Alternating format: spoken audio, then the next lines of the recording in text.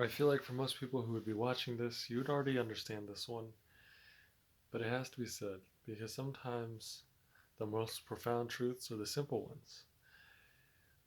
If you're not doing this, if you're not doing this, then you got to be doing it, okay? And what is that thing? You got to be always taking the time out of your day to learn more. You got to read your books. You got to take your online courses. You got to spend money to learn. Okay, some people think, oh, I'm always learning, but they don't do anything. They go to work and they're like, I learned at work for 8 hours. I go home, I'm going to turn off my brain and watch TV. I love TV. I love anime, but I love to learn more. Okay, I spend a lot more time learning every single day.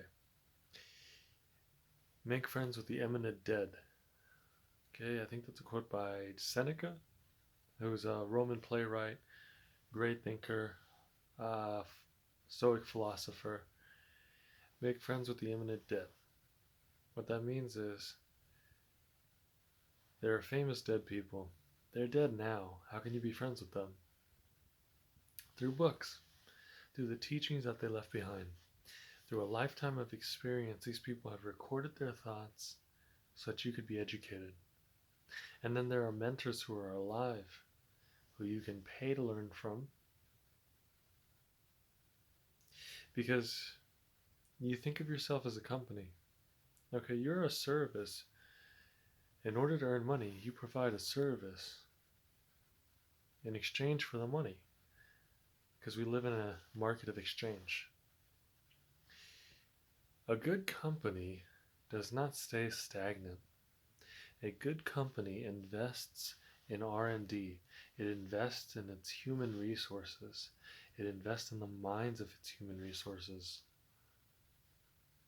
So invest in your mind. You have got to be on a program of ongoing self-improvement.